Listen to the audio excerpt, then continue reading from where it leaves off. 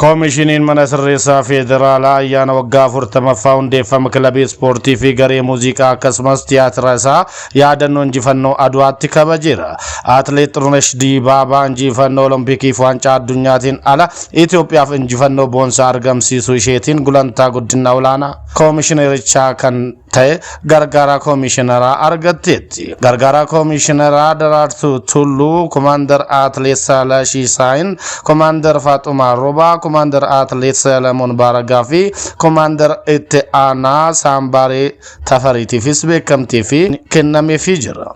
Kana malees leenjii isaa gargaaraa koomishineraa Hussein Shabboo nishaanii badhaafamaniiru. Saganticha irratti kan argaman ministeerri haqaa Haannaa Ariyaa Sillaasee kilabni ispoortii koomishinii mana sirreessaa federaalaa gootota hedduu horachuu isaa kan nama boonsu ta'uu ibsaniiru. Gara fuulduraas hojii isaa daran ammayyeessuu akka qabu dhaamaniiru. Waajjirri galiiwwanii magaalaa Shaashamanii raawwii hojii hanga waxabajjii irratti gamaagama bal'aa gaggeesse. Gamaagamicha irratti hooggansi magaalichaa sadarkaa adda addaa irraa hirmaachuun hojii sassaabbii galii irratti hojiiwwan raawwataman ciminnaalee galmaanii fi hanqinaalee mul'atan irratti mari'ate. Raawwiin sassaabbii galii idilee galii mana qopheessaa galii keessaa akkasumas hojii seektoroota galii maddisiisan irratti raawwatame bal'inaan qoratameera. Keessattuu hojiirra oolmaa dambii ijaarsaa seeraan alaa irratti xiyyeeffachuun bu'aa hojii irraa argamee fi hojii fuulduratti hojjetamuu qabu irratti kallattiin kaa'ameera. Itti gaafatamaan ijaarsa paartii badhaadhinaa damee bulchiinsa magaalaa Shaashamannee obbo Abdallaa Amaan seektoroonni galii maddisiisan hundi galii karoorfame guutummaatti galchisiisuuf hojii isaanii daran cimsuu akka qaban dhaamaniiru. Galii idilee galii mana qopheessaa fi galii keessaa sirna walitti qabuun hojii misoomaa magaalattii keessatti eegalame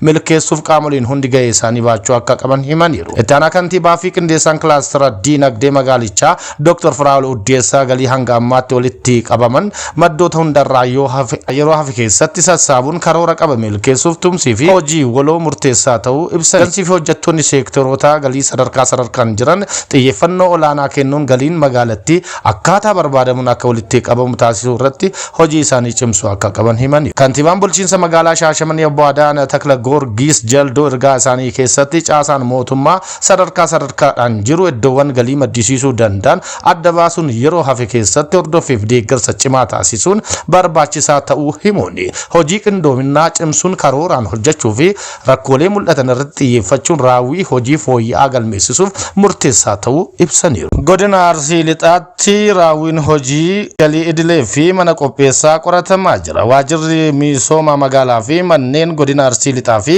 galii raawwii hojii galii mana qopheessaa fi idilee aanaalee fi bulchiinsota magaalaa godinichaatti hojjetamaa jiru bakka bulchaan godinichaa obbo Ahmad Hajji argamanitti qooda fudhattoota wajjin qoratamaa jira. Qorannaa raawwii hojii gaggeeffamaa jiru kanaan gabaasni hojii galii idilee fi mana qopheessaa sadarkaa aanaalee fi bulchiinsota magaalaa godinichaatti hojjetamaa turan dhiyaachuun ciminnoonni fi hanqinnoonni turan adda baafamuun kallattiin hojii itti aanuu kaa'ameera.